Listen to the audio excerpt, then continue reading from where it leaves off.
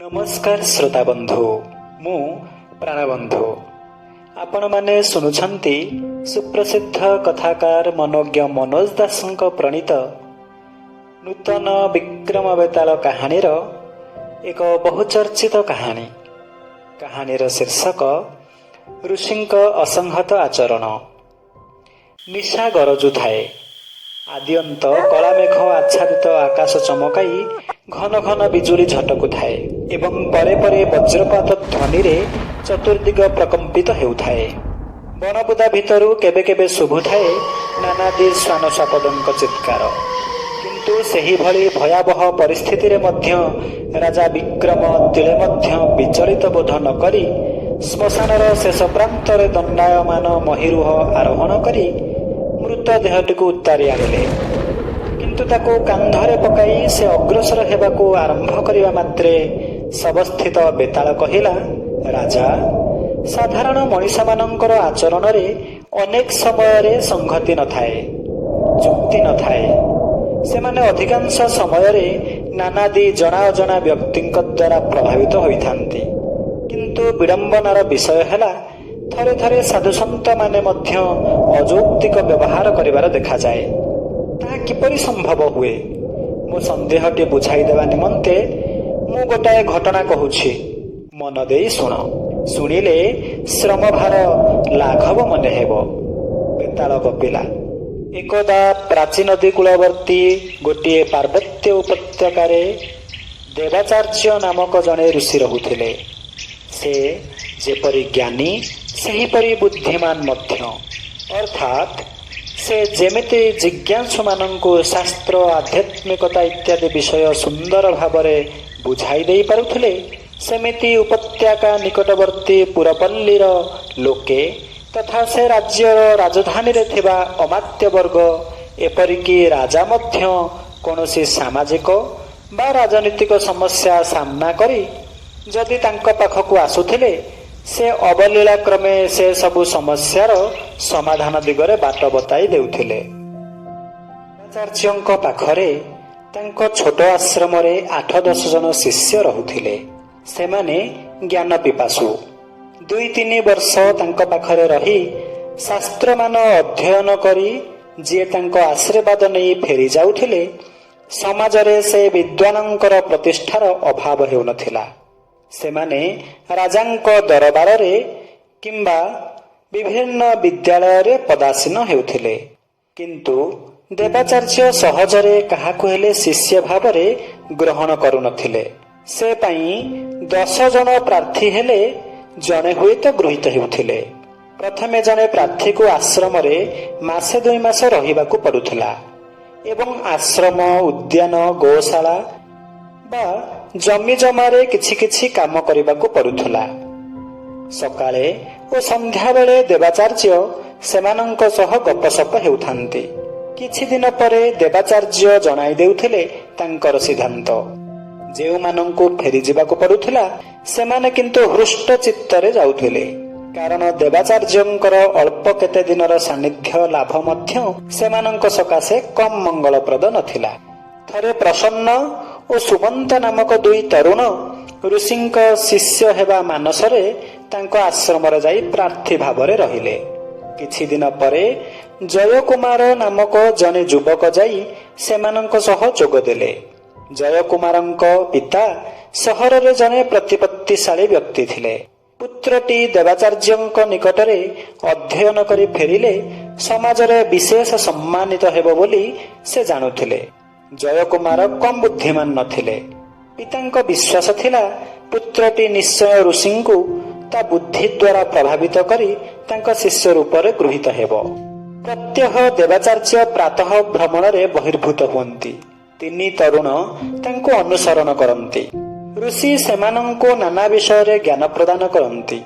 संध्या बेले नियमित आश्रमवासी छात्र मानंक सह से 3 जन मध्य ऋषिंक प्रवचन सुनिबार सुजोग पाते। सुमंत नामक युवकटी ऋषिंक अनुमति नेई तांको व्यक्तिगत सेवा करिबा संगे संगे ऋषि जेतेबेले ताकू जेउ कर्म रे नियुक्त करुथांती बिना वाक्य व्यय रे से ताहा निर्वाह करुथाए। प्रसन्न रोषेई घरे काम करुथाए ଏବଂ ଜୟକୁମାର ଉଦ୍ୟାନରେ କର୍ମରତ ଶିଷ୍ୟମାନଙ୍କୁ ସହାୟତା ଦେଉଥାଏ। ପ୍ରାତଃ ଭ୍ରମଣ ବେଳେ ଜୟକୁମାର ଋଷିଙ୍କୁ ନାନା ଜ୍ଞାନଗର୍ଭକ ପ୍ରଶ୍ନ କରେ। ପ୍ରସନ୍ନକୁ ମଧ୍ୟେ ମଧ୍ୟେ ଋଷି କିଛି ପ୍ରଶ୍ନ କଲେ ସେ ଉତ୍ତର ଦିଏ ବିନୟ ଭରେ। କିନ୍ତୁ ସୁମନ୍ତ ନା ଗୁରୁଙ୍କୁ କିଛି ପ୍ରଶ୍ନ କରେ ନା ଗୁରୁ ତାକୁ କିଛି ପ୍ରଶ୍ନ କରନ୍ତି। ସେ ପ୍ରାୟତଃ ନୀରବ ରହେ, କିନ୍ତୁ କାମ କରେ ମନ ପ୍ରାଣ ଢାଳି। ଦିନେ ପ୍ରାତଃ ଭ୍ରମଣ ଅବସରରେ ଗୁରୁ ଉପତ୍ୟକାର ଗୋଟିଏ ପ୍ରାନ୍ତରେ ଥିବା ସରୋବର ପାଖରେ ପହଞ୍ଚିଲେ। ବିଶାଳ ସରୋବରର ବିପରୀତ ପ୍ରାନ୍ତରେ କେତୋଟି ପଦ୍ମଫୁଲ ଫୁଟିଥିଲେ। ଗୁରୁ ସେସବୁକୁ କେଇ ମୁହୂର୍ତ୍ତ ନିରୀକ୍ଷଣ କରି ଗମ୍ଭୀର କଣ୍ଠରେ କହିଲେ, ଏମିତି ଗାଢ଼ ଲାଲ ପଦ୍ମ ମୁଁ ବହୁ ଦିନରୁ ଦେଖିନଥିଲି। ବାସ୍ତବିକ ଚମତ୍କାର ଲାଲ। ଉତ୍ସାହ ଭରେ ସମର୍ଥ ସୂଚକ ମନ୍ତବ୍ୟ ଦେଲା ଜୟକୁମାର। ତୁମକୁ କେମିତି ଦିଶୁଛି? ଋଷି ସୁମନ୍ତକୁ ପ୍ରଶ୍ନ କଲେ। ଆଜ୍ଞା, ମୋତେ ଲାଗୁଛି ଯେମିତି ପଦ୍ମଗୁଡ଼ିକ କ୍ରମେ ଅଧିକରୁ ଅଧିକ ଲାଲ ହୋଇ ଉଠିଲେ। ମୃଦୁ କଣ୍ଠରେ ଉତ୍ତର ଦେଲା ସୁମନ୍ତ। ଆଉ ତୁମକୁ? ଋଷି ପ୍ରଶ୍ନ କଲେ ପ୍ରସନ୍ନକୁ। ସେ ଅଳ୍ପ ସମୟ ନୀରବ ରହି କହିଲା, ବୁଝିପାରୁନାହିଁ। ମୋ ଆଖିରେ କିଛି ସମସ୍ୟା ଉପୁଜୁଛି ନିଶ୍ଚୟ। ମୁଁ ରଙ୍ଗ ବାରିବାରେ ଅକ୍ଷମ, ସତେ ଯେମିତି ପଦ୍ମ ସବୁ ଧଳା। ଉତ୍ତର ଦେଲା ପ୍ରସନ୍ନ। ଭ୍ରମଣ ଶେଷ କରି ସେମାନେ ଆଶ୍ରମକୁ ଲେଉଟି ଆସିଲେ। ପରଦିନ ପ୍ରଭାତରେ ଋଷି ଜୟକୁମାରକୁ କହିଲେ, ବାପା, ତୁମେ ଏଥର ପ୍ରତ୍ୟାବର୍ତ୍ତନ କରିପାର। ମୁଁ ତୁମର କଲ୍ୟାଣ କାମନା କରୁଛି। ଜୟକୁମାର କିଛି କହିବାର ନଥିଲା। ସେ ବିଦାୟ ନେଲା। ଆଉ 2 ଦିନ ପରେ ଋଷି ଉଭୟ ପ୍ରସନ୍ନ ଏବଂ ସୁମନ୍ତଙ୍କୁ ଶିଷ୍ୟ ଭାବରେ ଗ୍ରହଣ କଲେ। ପ୍ରସନ୍ନ ଶାସ୍ତ୍ର ଅଧ୍ୟୟନ କଲା। ସୁମନ୍ତକୁ ଋଷି ଯୋଗ ଶିକ୍ଷା ଦେଲେ। ଋଷିଙ୍କ ମହାପ୍ରୟାଣ ପରେ ସୁମନ୍ତ ହିଁ ହେଲେ ସେ ଆଶ୍ରମର ଅଧ୍ୟକ୍ଷ। ଜଣେ ଗୁରୁ ଓ ମହତ୍ ହୃଦୟ ଅଭିଭାବକ ରୂପେ ସୁମନ୍ତ ମଧ୍ୟ ସେ ମୂଲକରେ ଶ୍ରଦ୍ଧାଭାଜନ ହେଲେ। କାହାଣୀଟି ଏହିଠାରେ ଶେଷ କରି ବେତାଳ ହଠାତ୍ କଣ୍ଠସ୍ୱର ତୀବ୍ର କରି ପ୍ରଶ୍ନ କଲା, ରାଜା, ମୋତେ କିନ୍ତୁ ଦେବାଚାର୍ଯ୍ୟଙ୍କ ସିଦ୍ଧାନ୍ତ ଖାମଖିଆଲ ଭଳି ଲାଗୁଛି।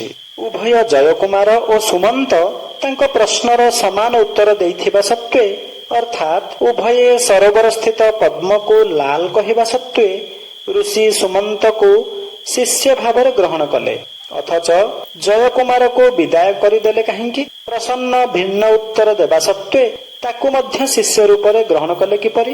ରାଜା, ପାରିଲେ ମୋ ପ୍ରଶ୍ନର ଉତ୍ତର ଦିଅ। ଉତ୍ତର ଜାଣିଥିବା ସତ୍ତ୍ୱେ ଯଦି ନୀରବ ରହିବ, ତେବେ ତୁମ ଶିର ହେବ ସ୍କନ୍ଧଚ୍ୟୁତ। ମୁହୂର୍ତ୍ତେ ମଧ୍ୟ ବିଳମ୍ବ ନ କରି ରାଜା ବିକ୍ରମ ଉତ୍ତର ଦେଲେ, ବେତାଳ, ଋଷି ଦେବାଚାର୍ଯ୍ୟଙ୍କ ଆଚରଣ ଋଷି ସୁଲଭ। ସେ ବୁଝୁଥିଲେ ଯେଉଁ ମୁହୂର୍ତ୍ତରେ ସେ ପଦ୍ମଗୁଡ଼ିକୁ ଲାଲ ବୋଲି ଅଭିହିତ କଲେ, ସେଗୁଡ଼ିକ ପ୍ରକୃତରେ ଧଳା ହୋଇଥିବା ସତ୍ତ୍ୱେ ସେହି ମୁହୂର୍ତ୍ତରେ ସୁମନ୍ତ ଆଖିକୁ ସେଗୁଡ଼ିକ ଲାଲ ହୋଇ ଉଠିବାକୁ ଲାଗିଲେ।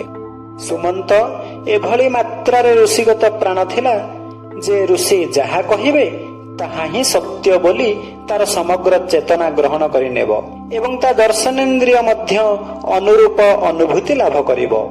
ଏହା ଆଧ୍ୟାତ୍ମିକ ଉପଲବ୍ଧିର ସତ୍ୟ। କହିବା ବାହୁଲ୍ୟ, ସୁମନ୍ତର ଚେତନା ବିକଶିତ। କିନ୍ତୁ ଜୟକୁମାର ଏକ ହିଁ ଉତ୍ତର ଦେଲା ଋଷିଙ୍କୁ ଖୁସି କରିବା ନିମନ୍ତେ। ସେଭଳି ମାମୁଲି ଚାତୁର୍ଯ୍ୟର ଦୃଷ୍ଟାନ୍ତ ସମାଜରେ ଅନବରତ ଦେଖିବାକୁ ମିଳେ। ପ୍ରସନ୍ନ କିନ୍ତୁ ତାର ଯାହା ବାସ୍ତବ ଇନ୍ଦ୍ରିୟ ଅନୁଭୂତି ତାହା ହିଁ କହିଲା, ଅର୍ଥାତ୍ ସତ୍ୟ କହିଲା। ତାର ଅନ୍ୟାନ୍ୟ ସଦ୍ଗୁଣ ସମେତ ଏ ସତ୍ୟବାଦିତା ଯୋଗୁଁ ସେ ଋଷିଙ୍କର ଶିଷ୍ୟ ହେବାର ଯୋଗ୍ୟତା ପ୍ରତିପାଦିତ କଲା। ରାଜାଙ୍କ ଉତ୍ତର ପ୍ରଦାନ ଶେଷ ହେବା ମାତ୍ରେ ଶବ ସହ ଶବସ୍ଥିତ ବେତାଳ ଯାଇ ପୁନର୍ବାର ବୃକ୍ଷ ଡାଳରେ ଲଟକି ପଡ଼ିଲା। ଧନ୍ୟବାଦ।